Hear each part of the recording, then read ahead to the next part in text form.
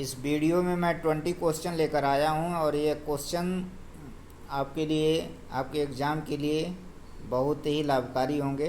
तो हम ज़्यादा कुछ बात न करते हुए सीधे क्वेश्चंस को मैं बताता हूं क्या कि प्लेटो को जनक के रूप में जाना जाता है। Plato is referred to as the father of, यानी प्लेटो को जनक के रूप में जाना जाता है। प्लेटो किसके जनक थे? आइडियलिज्म के थे या नेचुरलिज्म के थे, प्राग्मेटिज्म के या इसेंशियलिज्म के थे।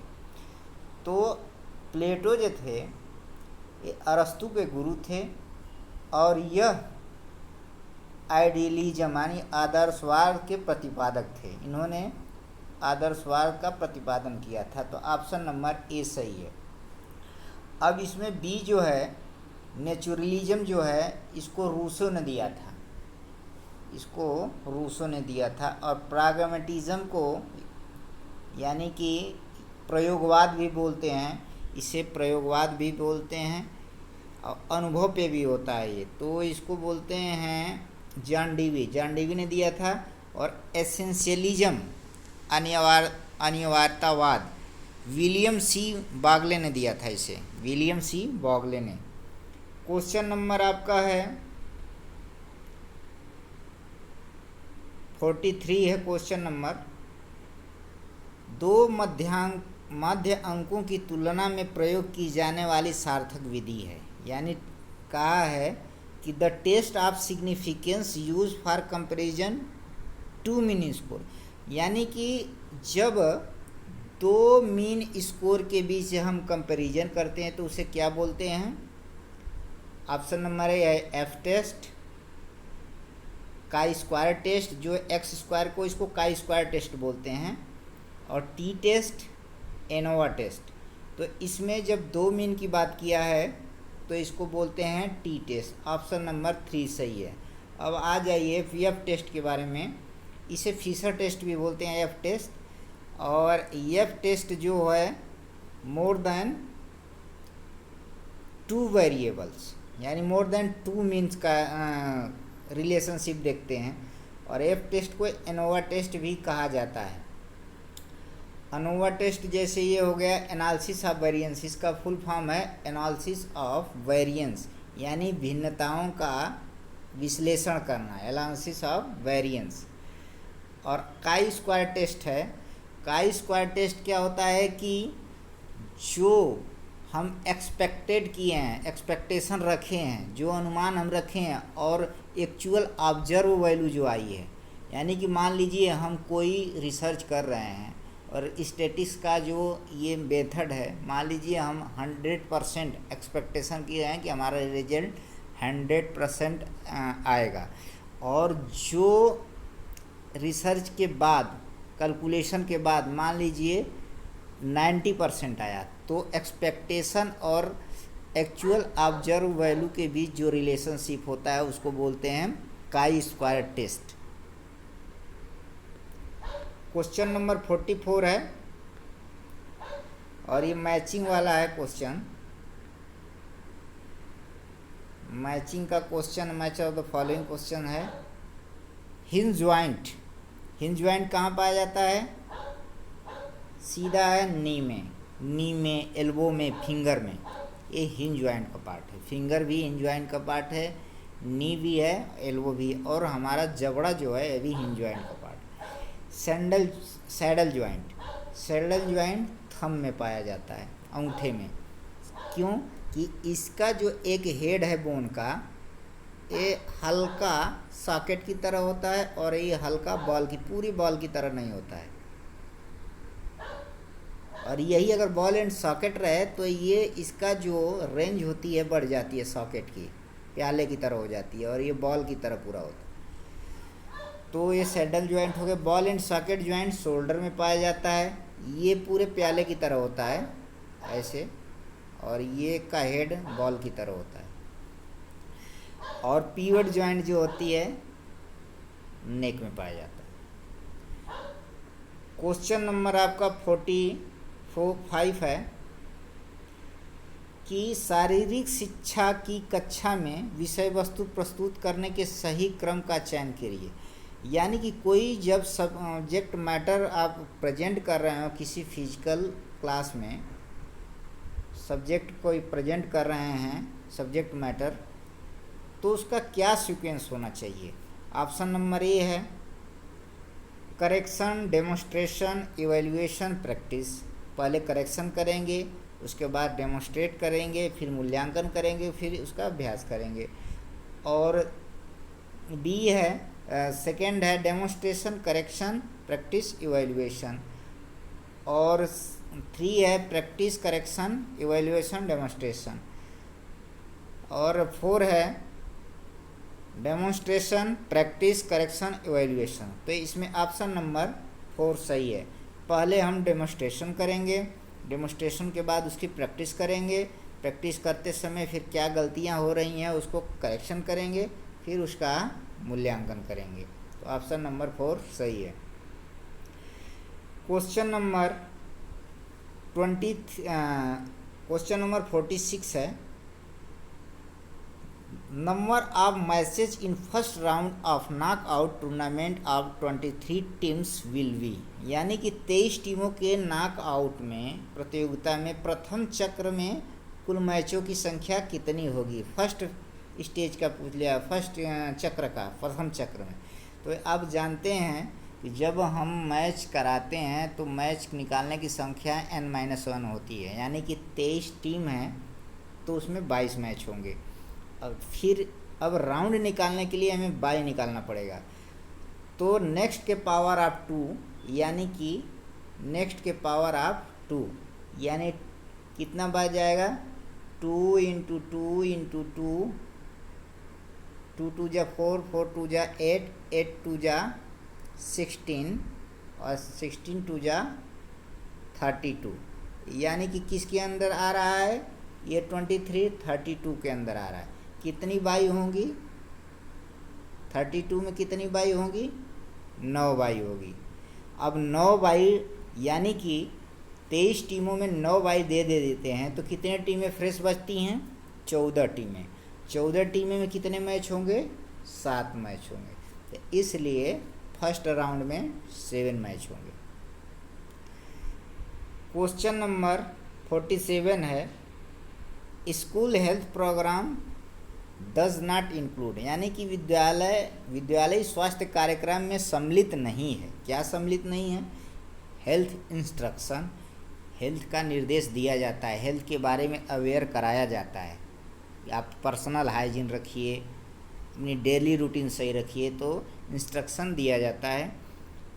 हेल्थ सुपरविज़न, स्कूलों में समय समय पर हेल्थ का चेकअप भी किया जाता है, सुपरविज़न भी, परीक्षण भी किया जाता है। जैसे बीपी हो गया, हाइजीन टेस्ट हो गया, आई टेस्ट हो गया, तो अब स्कूलों में टेस्ट होता है। हेल्थ सर्विस यानी कि फर्स्ट एड भी दिया जाता है। और हेल्थ रिसर्च, स्कूलों में हेल्थ पे रिसर्च नहीं होता। तो ऑप्शन नंबर डी सही है, यानी कि स्कूलों में हेल्थ रिसर्च नहीं होता। ऑप्शन नंबर 4 सही है। अब क्वेश्चन नंबर 48 है खेल प्रबंधन में प्रथम चरण होता है, यानी मैनेजमेंट में, स्पोर्ट्स मैनेजमेंट में फर्स्ट स्टेप क्या होता है। तो पहला स्टेप है प्लानिंग। प्लानिंग ही स्पोर्ट्स मैनेजमेंट का फर्स्ट स्टेप होता है।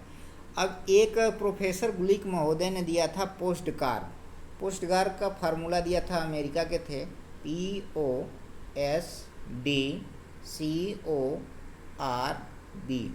पोस्टकार दिया था। तो P का मतलब होता है प्लानिंग, O का मतलब होता है ऑर्गेनाइजिंग, D का मीन्स होता है स्टाफिंग, और S का मतलब स्टाफिंग, D का मतलब डायरेक्टिंग, और इसका कंट्रोलिंग, और ये COR का कंट्रोलिंग और कोऑपरेटिंग, और B का होता है बजटिंग। R का मतलब रेगुलेटिंग भी होगा, और B का मतलब होता है बजटिंग। तो ये पोस्टकार जो दिया था प्रोफेसर गुलिक ने दिए थे, ये अमेरिका के थे। क्वेश्चन नंबर 49 है निम्नलिखित में से कौन सा अनुवांशिक धरोहर है।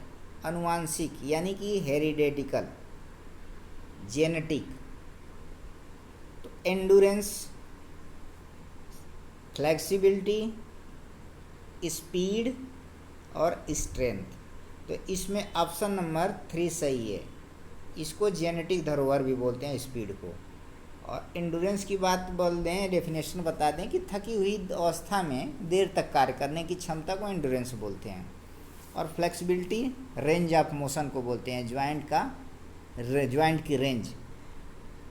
और स्पीड जो है, क्यों कहते हैं इसे हम जेनेटिक फैक्टर, जेनेटिक पे आधारित?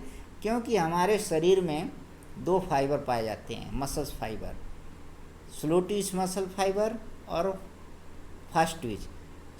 स्लो ट्विच जो होते हैं ये जेनेटिक होते हैं और फास्ट ट्विच भी जेनेटिक होते हैं। तो फास्ट ट्विच फाइबर जिसमें पाया जाएगा उसमें स्पीड ज़्यादा पाई जाएगी, स्लो ट्विच फाइबर जिसमें पाया जाएगा ज़्यादा उसमें एंडुरेंस की कैपेबिलिटी अधिक होगी। और स्ट्रेंथ की डेफिनेशन है कि प्रतिरोध के विरोध कार्य करने की क्षमता। और मसल्स स्ट्रेंथ की बात करते हैं, अगर मसल्स स्ट्रेंथ लगा दिया तो पेशी की वह क्षमता जो प्रतिरोध के विरोध कार्य करे, यानी पेशी की क्षमता जो प्रतिरोध के विरोध काम करे। क्वेश्चन नंबर आपका 50 है कि लंबी कूद प्रतियोगिता में वायु का वेग कितने समय के लिए मापा जाता है। लॉन्ग जंप की बात किया है कि विंड वेलोसिटी, यानी कि विंड वेलोसिटी कितने सेकंड के लिए मापा जाता है। तो ऑप्शन नंबर 2 सही है, 5 सेकंड के लिए लंबी कूद में। अब जो 10 सेकंड है, 10 सेकंड का जो इसमें ऑप्शन दिया है तो उसमें 100 और 200 मीटर में 10 सेकंड लगाया जाता है। और लॉन्ग जंप में, लॉन्ग जंप की जो बात किया है 5 सेकंड, ये कहाँ फिक्स किया जाता है? जैसे मान लीजिए टेक ऑफ बोर्ड हो गया और ये रनवे हो गया, तो टेक ऑफ बोर्ड से 20 मीटर दूर पे, टेक ऑफ बोर्ड से 20 मीटर दूर पे इसको फिक्स किया जाता है। और रनवे से 2 मीटर दूर, रनवे से यानी कि 2 मीटर दूर, इधर 2 मीटर दूर पे रहता है। और इसकी हाइट 1.2 होती है या 22 होती है, हाइट इसकी मीटर में होती है। तो इस प्रकार हम विंड गेज का मेजर करते हैं। अगर हवा का वेग 2 मीटर पर सेकेंड से अधिक है तब तो आपका रिकॉर्ड कंसर्न नहीं किया जाएगा। अगर 2 मीटर पर सेकेंड चल रहा है तो आपका रिकॉर्ड कंसर्न किया जाएगा।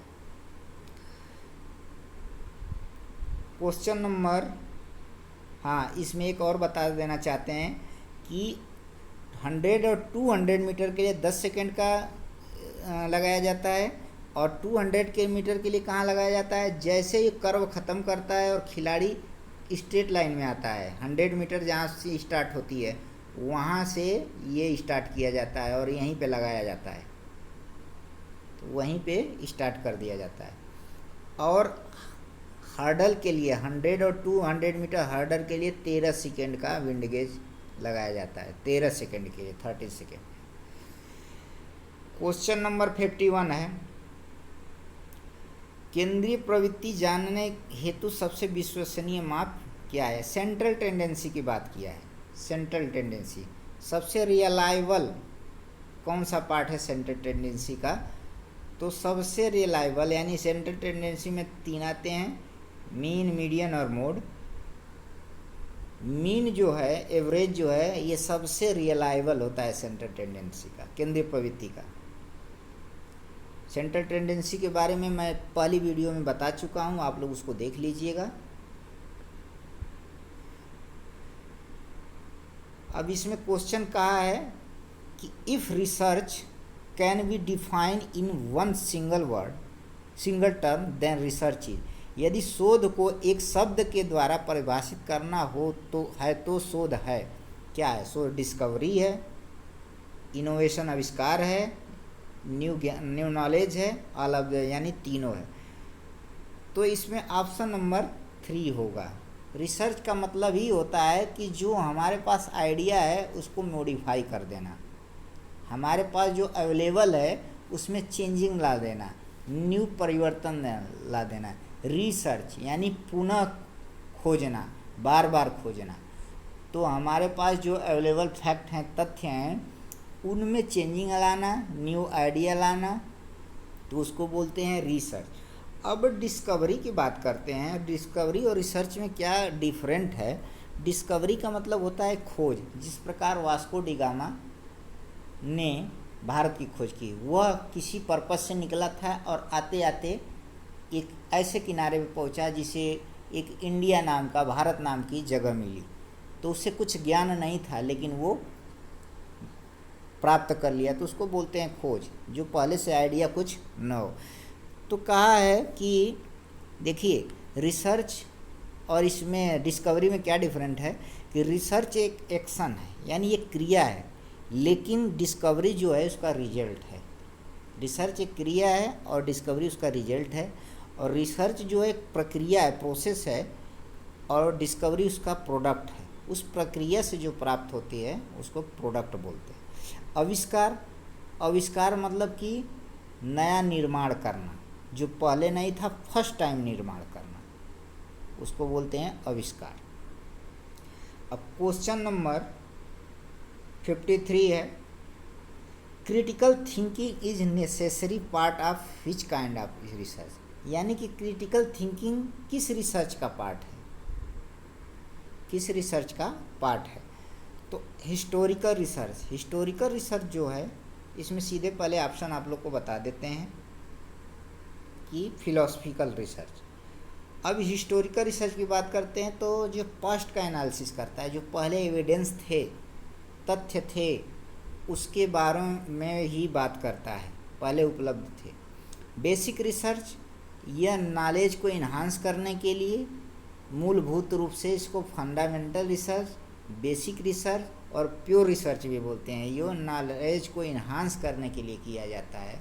इसका पर्पज सिर्फ ज्ञान अर्जित करने के लिए होता है। Action research problem, immediate problem solve करने के लिए होता है।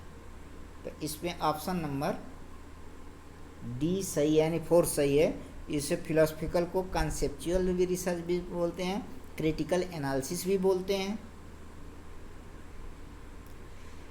अब क्वेश्चन नंबर 54 है, second quartile is known as. यानी कि क्वार्टाइल, क्वार्टाइल डेविएशन, ये मेजर ऑफ वेरिएबिलिटी का पार्ट है। तो सेकेंड क्वार्टाइल किसको बोलते हैं, मीन को बोलते हैं, एवरेज को बोलते हैं, या मीडियन को बोलते हैं, मोड को बोलते हैं, ऑल ऑफ द एबव। तो इसमें ऑप्शन नंबर 2 सही है, यानी कि मीडियन को बोलते हैं। अब सेकेंड और फर्स्ट और थर्ड और फोर्थ क्वार्टाइल की बात करें तो जो फर्स्ट क्वार्टाइल होती है उसको कोई 100% है, हर 100%, तो उसको 4 भागों में बांटना है। तो फर्स्ट क्वार्टाइल जो होती है 25% होती है, सेकेंड क्वार्टाइल 50%, थर्ड क्वार्टाइल 75%, और फोर्थ क्वार्टाइल जो अगर बात करें तो 100%। ऐसे पूछता है कि फर्स्ट क्वार्टाइल कितनी होती है, 25%, सेकेंड क्वार्टाइल 50%, और मीडियन जो होता है मध्य का वैल्यू होता है, इसीलिए ये मीडियन कहलाएगा।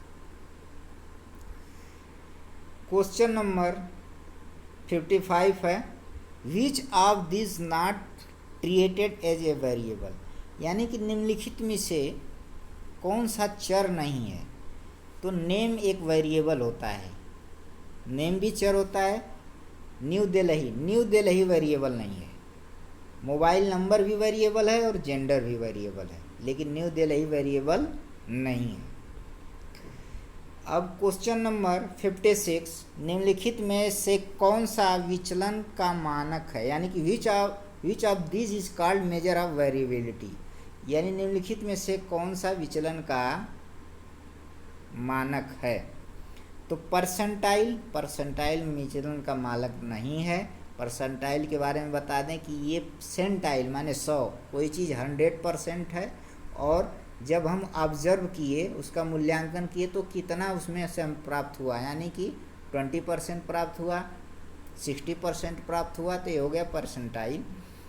और range deviation he major of variability का पार्ट है। तो इसलिए ऑप्शन नंबर 2 सही है। मोड जो है, मोड सेंट्रल टेंडेंसी का पार्ट है। और जेड स्केल के बारे में ज़रा बता दें तो जेड स्केल जो होती है, एक जेड स्केल एक स्टैटिकल स्केल का स्टैंडर्ड स्केल होती है, स्टैटिस्टिक का स्टैंडर्ड स्केल होती है, जिसका स्टैंडर्ड डिविएशन 0 होता है, यानी कि नहीं सॉरी, जिसका स्टैंडर्ड डिविएशन 1 यूनिट होती है और मीन 0 होता है। तो यह बहुत सीधे सीधे हम कह सकते हैं कि जेड स्केल जो स्टैटिक का स्टैंडर्ड स्केल होती है।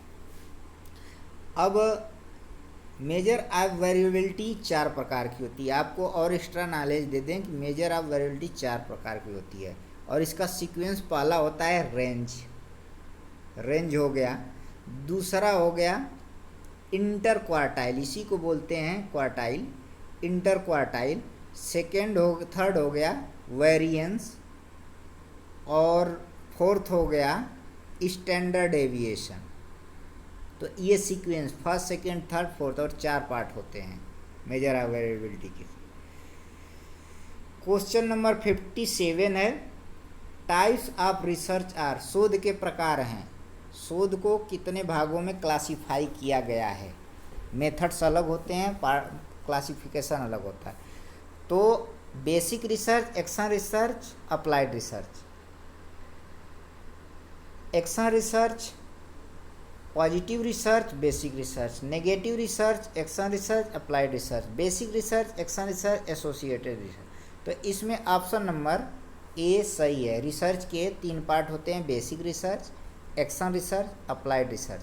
अप्लाइड रिसर्च भी प्रॉब्लम सॉल्व करने की प्रक्रिया है और ये लंबे समय तक चलने वाला है और यह बेसिक रिसर्च पे ही डिपेंड होता है। एक्शन रिसर्च जो होती है इमीडिएट प्रॉब्लम सॉल्व करने के लिए। क्वेश्चन नंबर 58 है, measure of central tendency help known, यानी कि केंद्रीय प्रवृत्ति के मापन से ज्ञात होता है। क्या ज्ञात होता है? जो central nature of the group, दल की प्रवृत्ति के बारे में हमें ज्ञात होता है, या स्टेटस ऑफ ग्रुप यानी कि दल की स्थिति, वेरिएंस ऑफ ए ग्रुप, दल की भिन्नता, और नॉन ऑफ दिस। तो इसमें ऑप्शन नंबर 3 सही है। सेंट्रल टेंडेंसी के अंतर्गत हम वेरिएंस का अध्ययन करते हैं कि कोई स्कोर कितना डिस्ट्रीब्यूशन है किसी मेन स्कोर से। तो ऑप्शन नंबर 3 सही है। क्वेश्चन नंबर 59 है, सेकेंड लास्ट क्वेश्चन है ये। ए रिसर्च प्रपोजल मीन्स, यानी कि रिसर्च प्रस्ताव, शोध प्रस्ताव का मतलब क्या होता है? रिसर्च वर्क डन, यानी कि रिसर्च किया गया शोध कार्य तो लास्ट की बात हो जाएगी, यानी कि इसको बोलते हैं रिसर्च रिपोर्ट भी बोल सकते हैं, थीसिस भी बोल सकते हैं। और ए रिसर्च रिपोर्ट ये लास्ट का पार्ट है। और blueprint of research work to be completed, यानी कि यह ऑप्शन नंबर 3 सही है। रिसर्च प्रपोजल को रिसर्च का ब्लूप्रिंट भी बोलते हैं कि हमें क्या करना है होगा, यानी कि रिसर्च प्रपोजल में फ्यूचर की भाषा यूज होती है। फ्यूचर की भाषा यानी कि विल, हमारा एरिया रिसर्च क्या होगा, हम कौन से मेथड यूज करेंगे, कौन से वेरिएबल लेंगे, हमारी प्रॉब्लम क्या होगी, यानी कि होगी यानी फ्यूचर का टर्म जब यूज होता है तो उसको बोलते हैं रिसर्च प्रपोजल। यह एक ब्लूप्रिंट होता है और एक रिसर्चर को गाइडलाइन देता है, जो अपने रिसर्चर अपने मार्ग से भटक नहीं पाता और सीधे डिस्ट्रैक्ट ना होके एक ट्रैक पे चलता है और वही अपना एम को पूरा करता है। तो ऑप्शन नंबर 3 सही है।